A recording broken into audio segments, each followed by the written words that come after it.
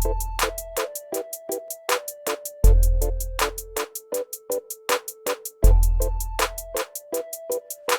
name is Jesus Manuel Menegarza, and today I'm going to be giving my opinion and my opinion alone.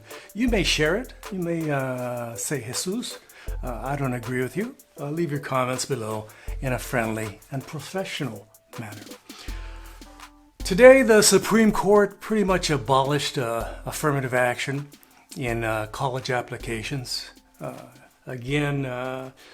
Affirmative action is the opportunity for certain individuals who would normally not be able to access a college education, being allowed to participate in the academic sphere. Okay, so you may have not the greatest grades, you may not have the greatest background, you may not even have the income to attend a certain college, but affirmative action in certain instances will say, hey, we see more than that. We see the whole you and say, hey, why not come on down to our university and we'll let you in, even though you don't have the highest academic experience and background. Okay.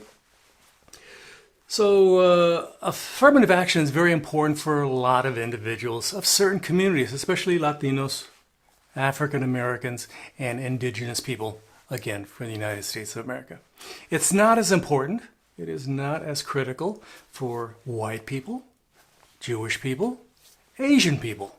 Again, you have two sides of the affirmative action pendulum. Some individuals, because of cultural experience and cultural emphasis, and they want to readily go to college, and their parents are support them. They're sending them to extracurricular classes. They say stay and study and study and study. So you can be a doctor, a lawyer, a leader in the United States of America. Also, you have a lot of individuals coming from foreign countries, you know, India, Asia, the Middle East, certain parts of Africa, and they say, hey, you can come to the United States because you're the top, you're the cream of the crop. You're the cream of that crop in that country. And we want you to come here and work for us and be in a leadership position. We want you to be a doctor. We want you to be an engineer. We want you to be a supervisor. We want you to head our company. Again, companies like Microsoft and all these others, Google, they've decided to hire people from South Asia to be there, or with their roots in South Asia, to be their leaders of their company. This is not a coincidence. A lot of folks from those countries, India, China, the Middle East, certain African countries, and around the world, to a certain extent, come to the United States because they can get that job in Silicon Valley, that job heading that corporation, and become a doctor and go to school and do well. Again, the prime motivating factor to going to college is your family. Your family is the prime motivating factor to going to college and being able to access college. If your parents take you to, special classes, I've gone to different communities and they have classes for math, science, learn English better, and people send their children there instead of playing basketball during the weekend or playing soccer or softball or playing in the playground. They go to these classes and they study. And when they come home, the parents say, study some more. I expect you to be a doctor. That is the expectation of certain cultures, okay? Let's talk about me as a Latino, as a Chicano coming from, my parents coming from South Texas and Northern Mexico. My parents had zero interest in me going to college. In fact, they said, Jesus, why don't you join the army instead? Jesus, why don't you not even go to college? Jesus, why don't you drop out of high school and help support the family? So there was very little value for education as compared to other cultures. My culture, my family specifically, maybe your Latino family was different, but this was my experience. My parents came from the background that they were labor. They were essentially grunts to do, the picking, the gardening, the roofing, the labor, dig that ditch. That's what you were good for. Other cultures say, hey, we're going to be the doctors. We're going to be the lawyers. We're going to be the engineers. We're going to be the CEOs, the CFOs. We're going to be the bosses. Latinos were content to just get a job, my family. Just get a job, call it good. But to a certain extent, that's what my parents emphasized to me. Contrary to that experience, I'm the only one in my family, that went to college. The only one. Everybody else joined the military. My brothers and my sister's husbands all were in the military pretty much. Army, Navy, etc., etc. Okay, so they were all in the military. They all graduated with a GI Bill and bought a house in Silicon Valley. And because they bought a house in Silicon Valley in the 60s, early 60s, mid 60s, they did very well. And because my parents lived in such poverty, such squalor, my older brothers and sisters lived on dirt floors and camps across the United States, being farm laborers. They felt this impetus to get a house and more houses and collect wealth. And my older brothers and sisters, my oldest sister, my oldest brother, my other oldest sister, my other oldest brother, they are doing very, very well because they had that sense of urgency. I got to get a house. I got to accrue wealth because my parents were so poor. Conversely, I was at the tail end of the family. They said, my parents said, hey, you don't need to go to college. Why even waste your time? So different experiences. I had it a little bit easier, and my parents just said, hey, I didn't have that avarice, that desire to collect money. Immediately out of high school, and during high school, I did volunteer activities. I tutored children. I volunteered in various organizations, helping youth, etc., etc. I felt more of an interest in helping others as compared to helping myself. Okay, so that's a different type of personality. I don't know what the difference between my older siblings and myself. Okay, here's another big difference. Back in elementary school, I was tracked in the top 1% academically in my elementary school. Hey, I was a smart kid, apparently. And then when I went to junior high school, I always cut school. I didn't like school. In fact, they threw me in jail twice for cutting school to the juvenile hall, and I didn't like that. So they essentially said, then they tested me and said, Jesus, you're a very smart guy. We're going to let you take whatever classes you want. You're a smart guy, okay? We'll let you do what you want. So I did. In junior high and high school, I started taking classes that I wanted, and I sort of got motivated by going into the arts. In high school, my high school counselor said, hey, you should join the military. Just like my parents, you should join the military. It was the middle of the Vietnam War, by the way. I didn't feel like joining the military. So I said, hey, one of my friends was a college recruiter at San Jose State. I said, why don't you just go to San Jose State? And that woman told me, hey, you take the SAT test, and you take this and do that, fill this form, fill that. She helped me out. And I was a neighbor from a block away, and I went to San Jose State, graduated with a degree in journalism, radio, and television. Oh, by the way, I never even opened a book at San Jose State University. I think I opened maybe 2 books, maybe 1 book during my whole time there, and I still graduated. College, for some people, is super, super easy. I always tell myself if my parents were motivated and said, Jesus, study science, study math, study this, study that, I want you to do your homework, I want you to do that, I want you to do that, I'd have probably been a professional person instead of going into journalism, radio, television, stuff like that. So I was very lucky to go to San Jose State University. And again, I got in with a little help of affirmative action. They said, Jesus, we got this program here. You can get in with your SAT scores, no problem. You can just go to San Jose State University. And I did. And I graduated. It took me a while because I was screwing around a lot. I was participating in the various politics of the time, traveling, having a good time, just socializing, etc., etc. It took me 7 years to graduate college. Normally people take 4 years. I took 7 years. What can I say? I apologize.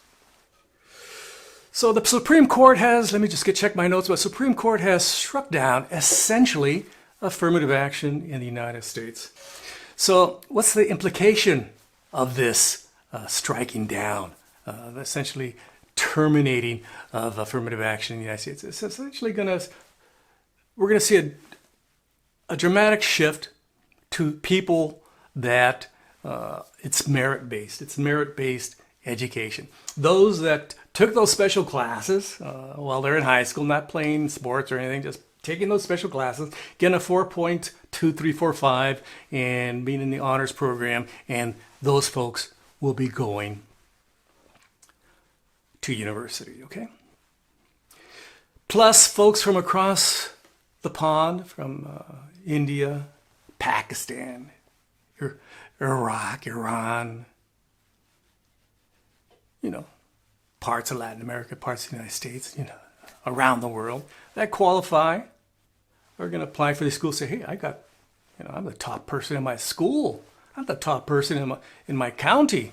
Can I go to, Stanford University? Can I go to Harvard? And they're going to say, yes, we know that you're super smart. And those countries have over 1 billion people, there, 1 billion people there. They're bound to find quite a few smart folks there. In Mexico, it's a small country, 100-something thousand people. And, it's a small, group of folks. Maybe we'll find a couple there too. But mostly India, China, those large, super large countries are going to get a lot of folks by merit coming to the United States and studying. And in the United States, their progeny are going to go to school too because they come here, do well, and their children are taking those again. What are they taking? Those special classes. They're studying hard. Their parents are saying, you're going to be a doctor. You're going to be the boss. You're going to be an engineer, just like your dad. You're going to be doing fantastic. Conversely, my experience, my father said, hey, drop out. You should be going to Vietnam. Sign up right now. You don't need to go to school. Oh, my father never spent one day visiting my school or talking to me about education. Okay, he talked about mowing the lawn, trimming the hedges, working in the fields during the weekend, and during the summer, we worked in the fields in Silicon Valley, when there were fields in Silicon Valley. So again, there's going to be a definite shift of who is the person that is the boss. We already know who's going to be the grunt. It's going to be the Latinos. In Texas, you go walk down the street here on the roof, even if it was 110 degrees, working on the roof is a Latino. Digging that ditch down the street at 110 degrees, that's a Latino. Mowing that lawn next door in the middle of summer with high humidity in June 2023 is a Latino. That's what we're good for, apparently. Okay, that's what we're good for, apparently. Sadly. So, merit-based systems. Okay, the NBA, the NFL is a merit-based system. If you can run fast, you can dodge that defender and score a touchdown in the NFL, hey, you're hired. And if you can put that basket in the basketball and throw that and do, 3-pointers ad nauseum, and you're quick, you're agile, you're tall, you're limber, you're fast. That's a merit-based system, the NBA. And again, what is the NBA primarily? African American. I think it's about 95% African American. They have a sprinkling of some Europeans that are tall and big and fast, and they throw them into, and some people from other groups here and there, in the United States, they call it good. Okay? That is merit-based opportunity. Okay, same in the NFL. I think as you very well know, you don't see many Asians in the NFL. You don't see many Asians in the NBA, but you do see them in other areas of employment. CEOs, CFOs, COOs, doctors. If you go to a doctor nowadays in the United States, there's a very good chance that doctor is going to be what? They're going to be what? They're going to be what? They're going to be Asian. If you go to a basketball game, what are you going to see? You're going to see African Americans. And when you want to see somebody mow the lawn, when you're going to see somebody mow the lawn or on the roof, you're going to see a Latino. Is that equitable? Or should we make the system more equitable by saying, hey, we know that your background didn't exactly grease the skids for you to become a doctor, a lawyer, a leader. Okay, maybe we can let you in and help you out a little bit so we can raise the status of your income in the future and help you out a bit with affirmative action. So that's affirmative action to me, is giving opportunity for those that typically don't have an opportunity for college education and more income. Not everybody can be a basketball player, soccer player, or football player. Just saying. Not even a hockey player. Okay. So what is the future like? The future doesn't look bright. Affirmative action, I think, is very, very, very important to a certain degree. I think there should be, affirmative action should be based on income. If you're a poor person and you test a little remotely well, and you can go to college, at least to a state college, and be allowed entrance, okay? And if you do well at a state college, hey, you graduated state college, you did very well. You did incredibly well. Maybe from there you can get your master's, go to law school, become a doctor, etc., etc. At least that, at the minimum. That's what I feel affirmative action should be, at the minimum. Hope you're doing well. This has been Jesus Manuel Menegarza giving his opinion, my opinion. Hope you enjoyed this. Let me clear my throat a little bit. Hope you enjoyed this video. If you have any comments, questions, leave them below. Try to be nice. Don't say anything bad because I'll delete you. I'll say, hey, adios muchacho. You're deleted. Thank you very much. And don't forget to like, subscribe, and share, and ring the bell. Bling. For future notifications. This has been Jesus Manuel Menegarza. I hope you're doing fantastic wherever you're at. Gracias. I'm in Fort Worth, by the way. Adios. Bye-bye.